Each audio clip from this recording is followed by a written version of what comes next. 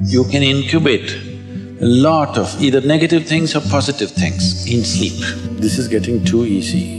Just sleeping sadhana.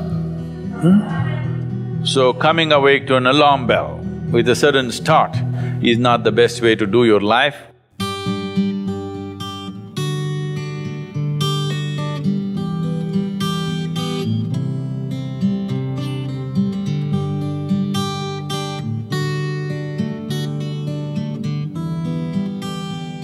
How many of you find that one day morning when you get up without any reason, you're just feeling ugly for no reason? If it is happening even at least 2-3 times a year, if it is, then you must do certain things before you go to bed. It's very, very important.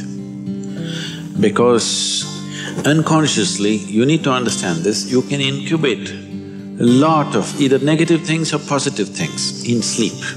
Either pleasantness or unpleasantness, you can incubate very effectively, uninterrupted in sleep. You can also incubate it in the day, but there are so many interruptions, it doesn't happen very efficiently. But if you have a tendency to go to bed in a certain way and you wake up in the morning really nasty for simply no reason, that means you're incubating things in the night very efficiently. Bad eggs. This is not just about psychological disturbances, it can cause major physiological problems over a period of time. It's important that you eliminate these things from your life.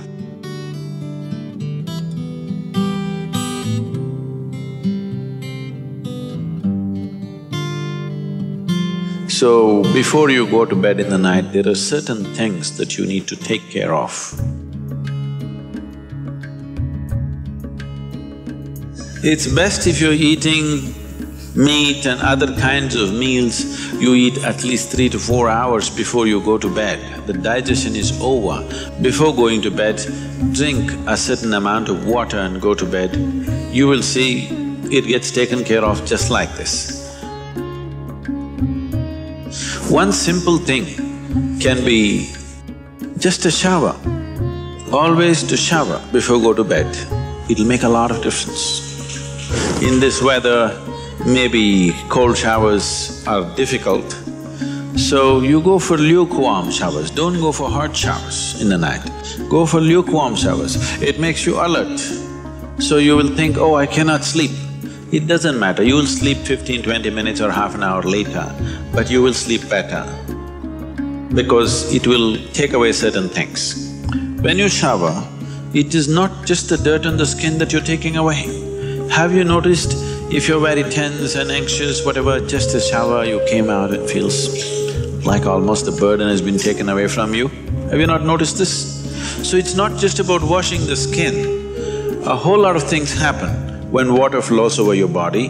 This shower is a very rudimentary buddhi shuddhi because over 70% of your body is actually water. If you run water over it, a certain purification happens, which is beyond cleaning the skin. One more thing if you want to do, you just light an organic oil lamp, a cotton wick, some oil, anything. What do you use here? Normal cooking oil. Linseed oil, rice bran oil or sesame oil, what do you have? Olive oil, fine. Any organic oil with a cotton wick, just burn one little lamp somewhere in the room where you sleep. You will see these things will completely disappear. If you can bring in a chant or there are nightly practices, yogic practices, before you go to bed, sit on your bed and do this practice. If you want to do Isha Kriya, it's available on the net. Generally, in India, they told you should not put your head to the north and sleep. You're aware of this?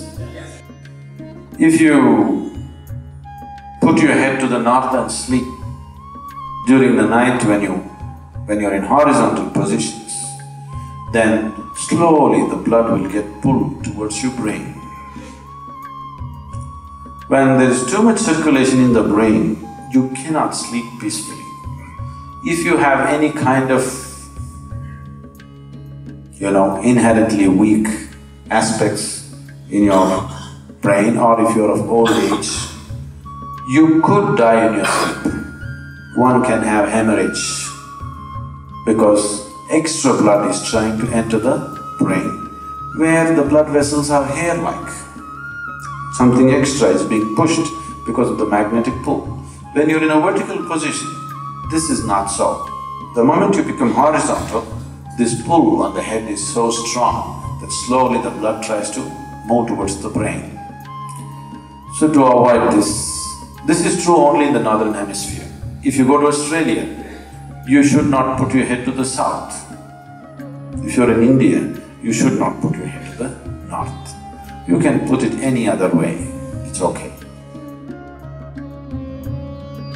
Keep this in your mind, that you are truly a mortal, okay? Not in words, really. You could fall dead right now. You may be young, you may be old, it doesn't matter, you can fall dead right now. Yes or no? Before you go to bed, sit on your bed and think this is your deathbed. You have just 1 more minute to live. Just look back and see, what you have done today, is it worthwhile? Just do this one simple exercise. And you don't know when it really happens, whether you'll be sitting on your deathbed or lying in a hospital, all kinds of things sticking into you. Who knows how it'll happen, but enjoy this every day, that you will sit on your deathbed, look back and see, today, the way I've handled these 24 hours, is it worthwhile? Because now I'm dying. If you do this, you will live a worthwhile life, believe me. So every day in the night, all of you should do this before you go to bed. Last 3 minutes, everything that you have gathered, the body, the content of the mind, things, don't ignore small things, these small things are big things. I've seen how people are carrying their own private pillow, you know, because it's very important. So, your pillow, your footwear, if you have relationships, everything that you have gathered, keep it aside, sleep. If you sleep in that condition, you will wake up with much more light, with much more energy, with much more possibilities than you have imagined possible. Just sleep as life, not as a man, not as a woman, not as this and that. Keep everything down, simply. See, this is getting too easy. Just sleeping sadhana. At least this you must do.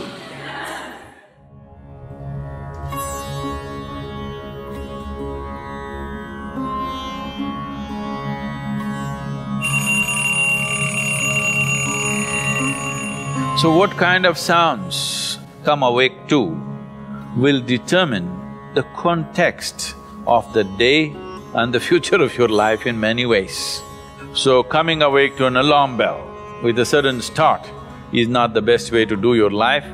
It is best that if you need a certain amount of sleep, if your body right now, because of the kind of food that you consume and the kind of thoughts and emotions that you process within yourself, accordingly you may… and the level of vibrance that you have managed within your body will determine how much sleep you need. Let us say you need let's say you need 8 or 12 hours of sleep. I was saying the wrong number Whatever amount of sleep you need, you know how much you need. So you go to bed early enough so that you come awake naturally. If you're coming awake naturally, and suppose you have a doubt whether you will come awake or not, if you have a certain chant, if you've identified one of the Vairagya chants, you can use it.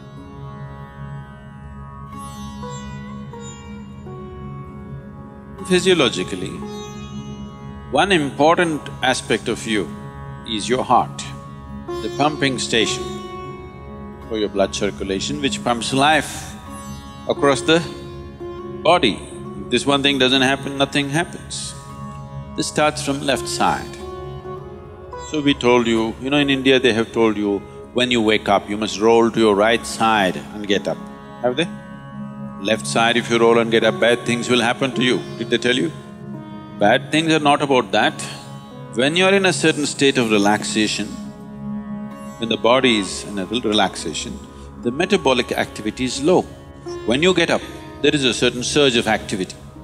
That's why they told you in India, see, all these things are built into your life which you're throwing away. The whole science of living has been built into your life. They told you in the morning before you wake up, you must rub your hands together and see like this. Huh? Not see like this, you must place it upon your eyes. You do this, you will see God. It's not about seeing God. If you rub these two things together, all the nerve endings, there's a heavy concentration of nerve endings in your hands. If you do this, the system comes awake immediately. You're feeling asleep, you're feeling sleepy, just do this and see. Everything comes awake.